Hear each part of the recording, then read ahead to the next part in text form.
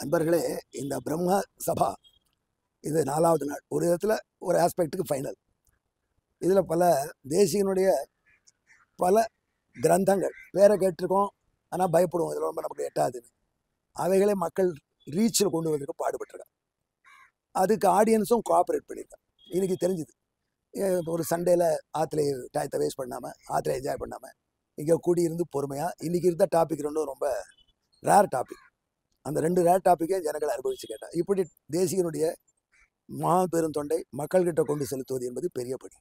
அதை செய்வதனால இந்த பிரம்மசபாவை போற்றுகிறோம், பாராட்டுகிறோம், சேவிக்கிறோம், வணங்குகிறோம், வாழ்த்துக்கிறோம். இங்கிலீஷு, தமிழ், சான்ஸ்கிரிட் மூணும் கலந்து அந்தந்த காலத்துக்கு தேசிகனே சாதிச்சிருக்காரு. எந்த பாஷையில் வேணாலும் பேசி ensure this topic reaches the audience. அதை பண்ணுறேன். அதுதான் இப்போ தேவை.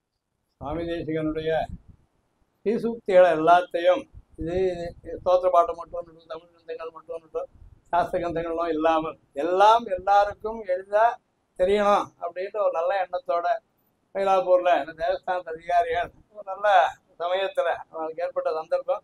இந்த கோவில் பிரதிஷ்டையாகி 100 வருஷம் ஆச்சு. இது ரொம்ப உயர்ந்த முறையில் இவ கொண்டாடின்றதுக்க ஆச்சாரியாளுடைய பெருமையை வளர்க்க வேண்டியது சுவாமியை காட்டி கொடுத்துருக்க. நமக்கு இருட்டு தான் மனசில் இருக்கு, அஞ்ஞானம் தான் இருக்கு. அப்படிப்பட்ட நமக்கு ஏத்தி மனத்து எழில் ஞான விளக்கை இருள் அனைத்தும் ஆத்தினவர்க்கு ஒரு கைமாறு வாயனும் காண இல்லான் அப்படின்ட்டு.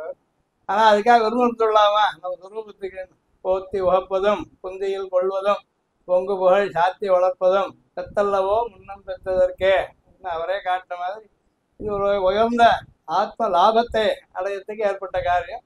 ரொம்ப அழகா போன சனி ஞாயிறுலையும் இந்த வாரத்தை சனி ஞாயிறுலையும் 4 நாளில் புது முறையிலையும் உபயோகமாக எல்லாருக்கும் அதுலேருந்து ஒரு எல்லாரும் பங்கேற்க முடியணும், திருப்தி ஏற்படணும், அதே சமயத்தில் உயர்ந்த ஞானம் வளரணும். இப்படி அவரே காட்டி கொடுத்து 3 விஷயங்கள்: பக்தி ஞானாதி விருத்திம் பரிச்சரண குணான் சத் சமிருத்தின்ட்டு யுக்தாம். இது சுவாமி ஞாச விம்சத்தியில் சொல்கிறார்.